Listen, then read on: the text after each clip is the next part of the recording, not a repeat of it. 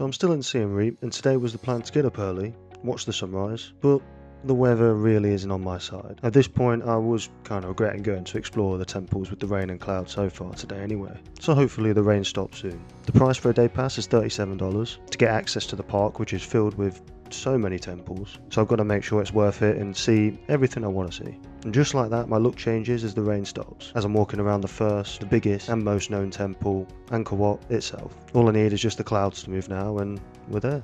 And a few facts about Angkor Wat. Its name means City of Temples or Temple City in the local language. It's the largest religious monument in the world, originally dedicated to Vishnu but then transformed into a Buddhist temple. It covers an area of 400 acres, equivalent to 200 football fields. It's the tallest temple in Cambodia at 65 meters.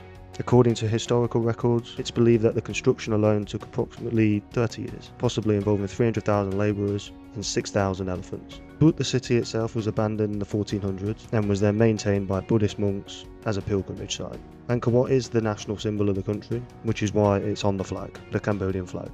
And it's also referenced as the 8th wonder of the world, sometimes, due to its immense size, intricate architecture and historical significance. And the entire structure was actually designed and mirrored to the movement of the stars and planets. During the equinox, for example, the sun rises directly over the centre tower of Angkor Wat, suggesting that the temple may have served as an ancient observatory.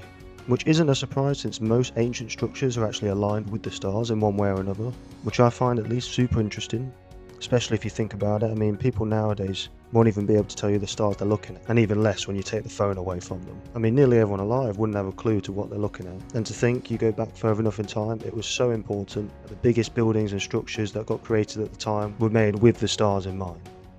Crazy.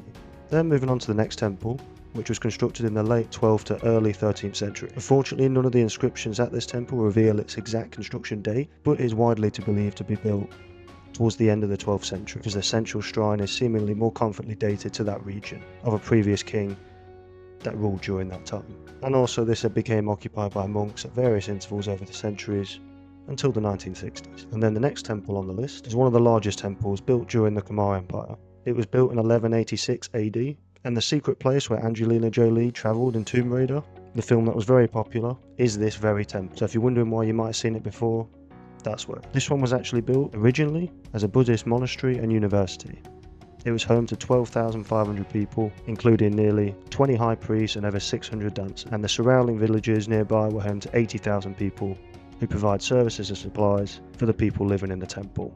On to the next temple on the list, again another one of the biggest temples that was actually built a couple hundred years before Angkor Wat in 1000 AD. The temple is famous for being the first Khmer monument constructed entirely of sandstone, but remains largely undecorated due to the abrupt halt in construction. A mystery has been suspected of possible causes like the king's death or a lightning strike, which would have been considered bad omen. To stop the construction of such a massive structure, it must have been something, but I guess we'll never know that one. But what was built and what remains is still something to look at, that's for sure.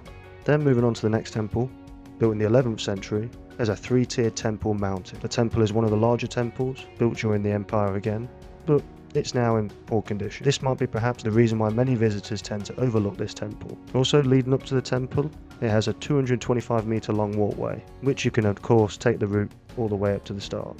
However, after climbing 1,000,000 steps, you are rewarded with quite a view from the top of the temple and a relative peace and quiet, because most people probably think twice about climbing up all these stairs. I think it then becomes quite an excellent choice for visitors once you're up there anyway. Views from above, around, inside, you can have a look at absolutely everything. Now, moving on to the final temple of the day. Built in the late 12th to early 13th century again. In total, there are 54 towers at this site. And this temple was also the last one to be built. So maybe after all their years of creating all these amazing structures and buildings, they used all their knowledge to create this mammoth temple.